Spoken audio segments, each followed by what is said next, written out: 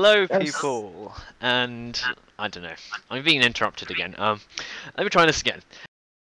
Hello, folks, and welcome to a Christmas special. Yes, a Christmas special. I've been planning this for quite a while. I decided to make this early for you folks, so you can well, have a special video, I guess. And for a while, I've been planning on making like a second Let's Play because my first one is pretty successful. I mean, I know Yay. I haven't finished uploading everything. I'm sorry. I will get round to that. Being lazy. You're lazy. I'm not. I do everything I can.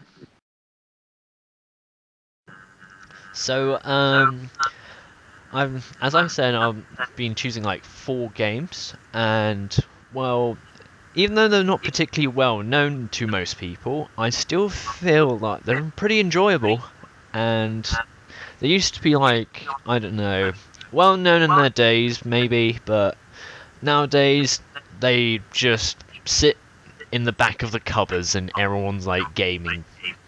Like Star Ocean. Second story. It's a good game. Try it. PS1. I swear you won't regret it. Sorry. But that's not the one of the games we're going to talk about today. 4 games are in order. Well, no, not in any particular order, but the 4 games are MechCommander 2, Need for Madness 2, Keitai, Denju, Telefang 1, Power, and Kururin. Those are the 4 games. They vary particularly well, and they both have their strengths and weaknesses. And well, some may not have any storyline at all. Some actually have a very complex storyline. Some are very short. Others will take a while to play, I guess. So wait, do you know any knowledge about the 4 games, or do you want me to just like cover all of them? Is it me? I know nothing about any of these games. Not even So for me, MechCommander it 2. would be a blind run. Not even MechCommander 2. Surprisingly, no. No, yeah, but you know the BattleTech universe, and yeah, that is a good point to start. So let's go with the first game, which is MechCommander 2. It is created by FASA Interactive, which created the BattleTech universe. The BattleTech universe used to start out as a series of board games, but they then turned to like PC games. So you got like MechWarrior, which is the most well-known series out of the BattleTech universe, and then you have MechCommander, and those other games like Mech Assault, which I don't think anyone cares about. Maybe some people care about them, but not too many. How dare you insult the random people that probably aren't even watching this video? Yeah. So, I probably should explain what MechCommander is about. In MechCommander, you play the role of a obviously a commander, and well, you're commanding a fleet of mecha. They're called battle mechs, and they're piloted by mech warriors. And in MechCommander, you play a series of missions with your fleet of mechs. I don't know, I'm running out of things to say. I can tell. I have some tiny, unrelated reference to throw in to see if anybody in the world will ever get this. With one word you've said so many times, I'm pretty sure you'd easily get sucked into a jar. And that's all I have to say about that topic. Random. MechCommander MechCommander 2 is a PC game, and it has been put into shared source licensing, which means anyone can download it freely and legally. So try it if you want to. It's a very interesting game, and even though it's not a direct sequel of MechCommander 1, it's still very good. Cause it. And he's not held responsible if you don't like it. If you don't like it, that's your own dang fault. I mean, if you like strategy games like, I don't know, Age of Empires, stuff like that, yeah, StarCraft maybe, even though this is not really StarCraft because you're just doing it. Maybe it's like Command and Conquer, yeah. It's like Command and Conquer, even though I've never played that before. Did you say Commander and Conqueror? Wasn't it Command and Conquer? Yeah, that's what I said. Why are we referencing so many unrelated things here? Because they're both like, I don't know, strategy games as well, to which are similar to MechCommander.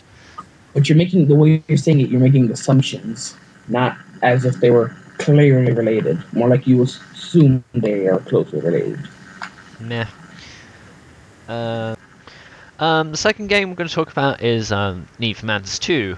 Now, if anyone's like gone to like deep down in the older stuff of my channel, you might have seen Need for Madness 1, and well, it was like a successful series. I feel that the start was pretty bad because I tended to use like Club Penguin intros. Oh, those are the embarrassing days. But this time I'm going to do like, if anyone chooses this, do proper Let's Play with commentary, of course, and again I'm going to speak about Need for Madness 2, if anyone doesn't know what the series is about, because the Need for Madness series is quite interesting. It's basically a 3D racing game, and like with many racing games, one of the ways you can win is the traditional win in first place, I guess. But the other way you can win is by destroying the other cars by crashing into them. Sounds fun. Wait, destroying alien cars? What? Did you just say destroying alien cars?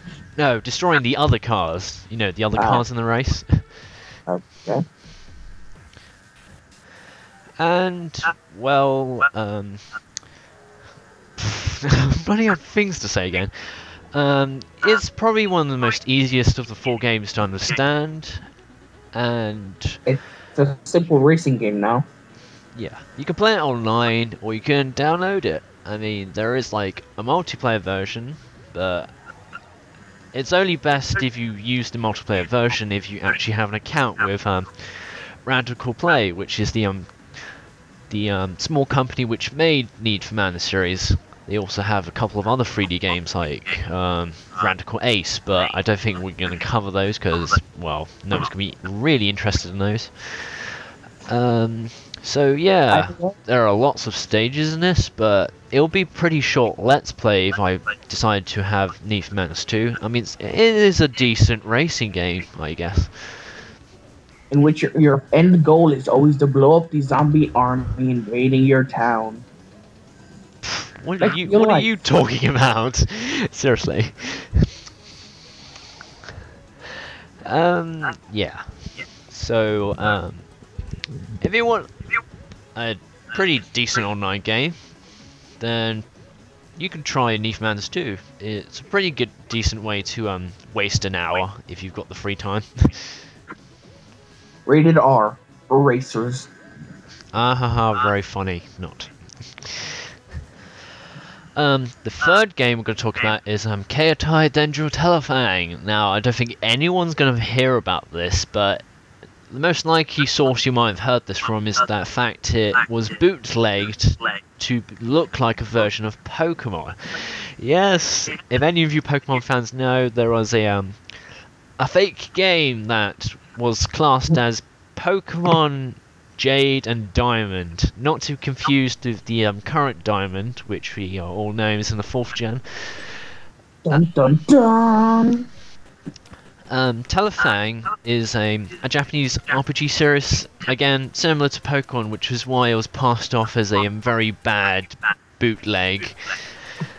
Which was Pokemon with telepathic fangs, I believe, according to the title. No, interestingly, the title, Keitai Denju Telefang, means mobile phone beast. It's because the if you get the tele thing, it looks like telephone, so that's why they had Telefang, and the fang obviously looks like, you know, a beast aspect, so there we go. Strangest thing ever. Strange, but it's kind of witty once you see it. Does this mean if I use my phone too much, a monster will come out and devour my head? This game, for a Game Boy color game. It's pretty, you know, long.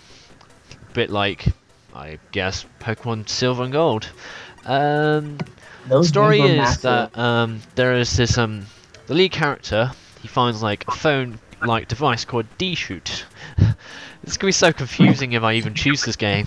Basically, the D-Shoot allows the lead character to access the world of the Denju, which is the creatures that inhabit the alternate dimension, as it were, because it's on a different electrical wavelength, I guess.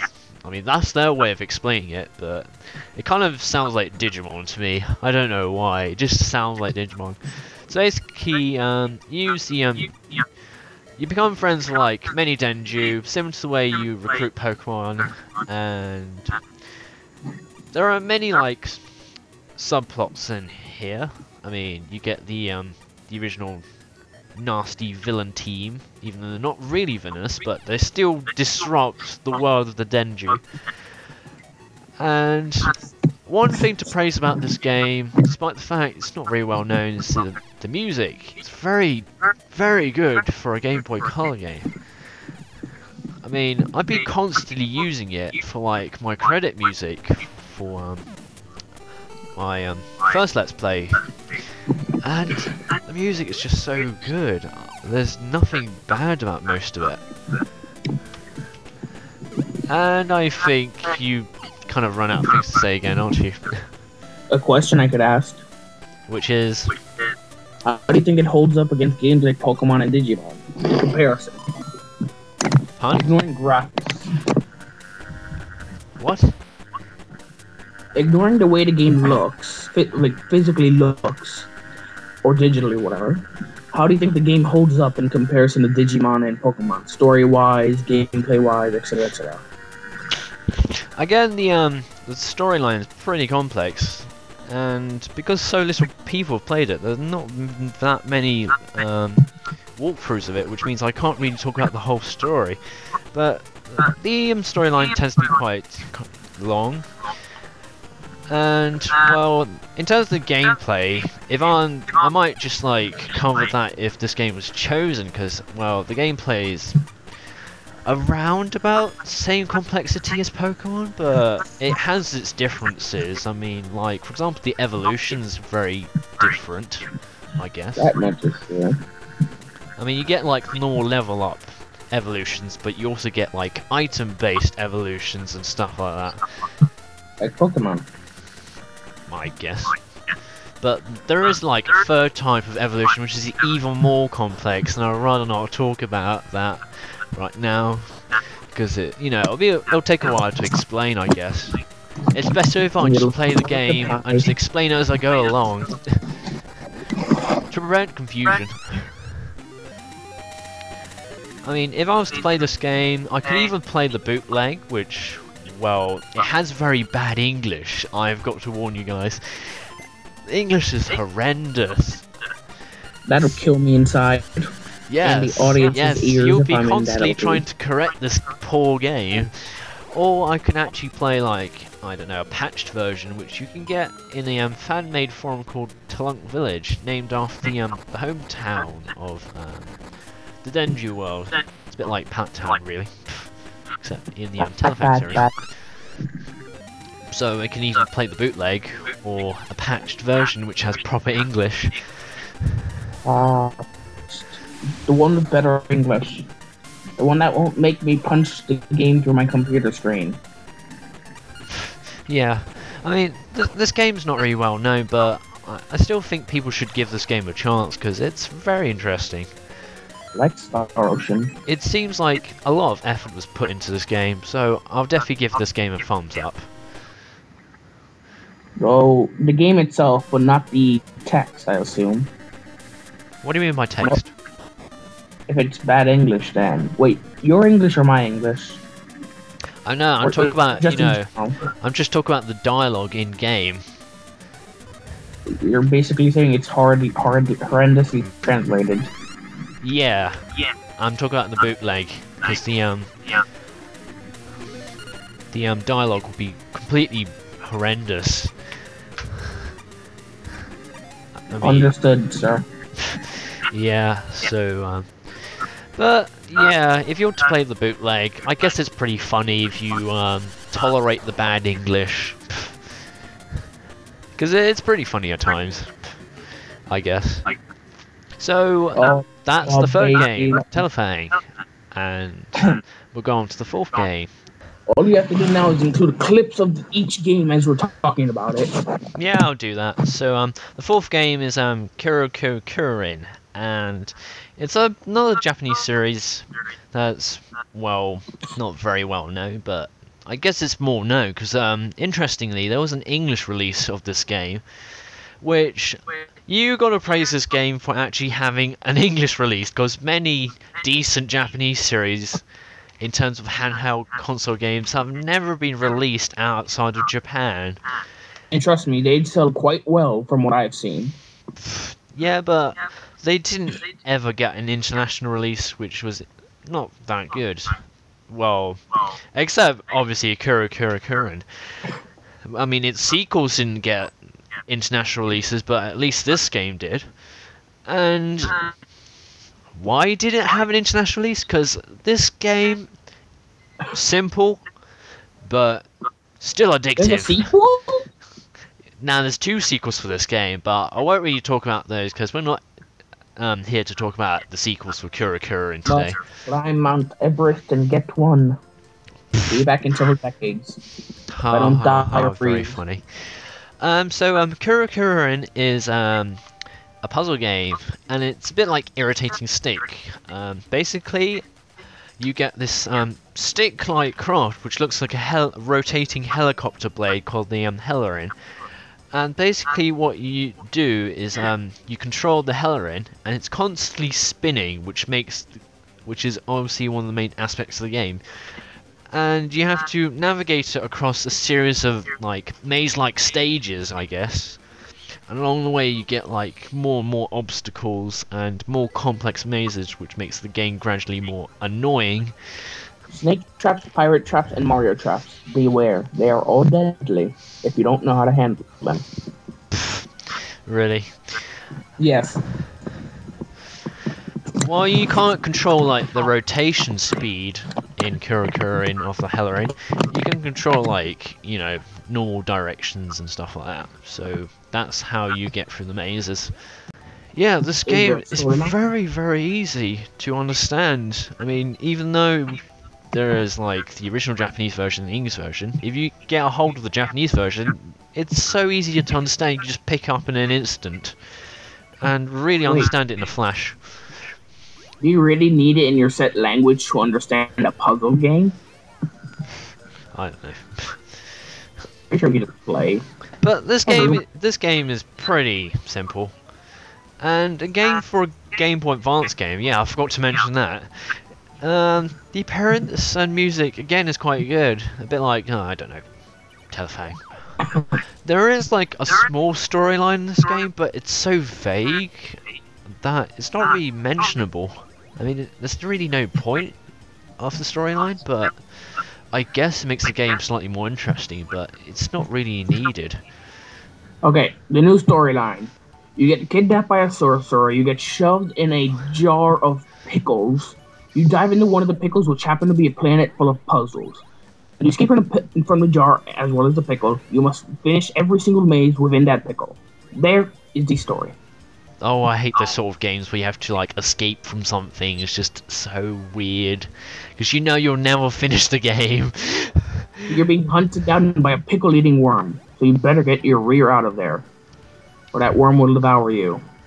And your children. Yes, they were teleported with you. I mean, yeah, this game is, again, pretty simple. I've said that a million times, but it obviously is very simple. I mean, I have my... It's so simple, you felt the need to make a complex maze out of the word simple. I mean, I have, like, the Game Boy cartridge for it, so I can pretty much play it on my DS anytime I want to.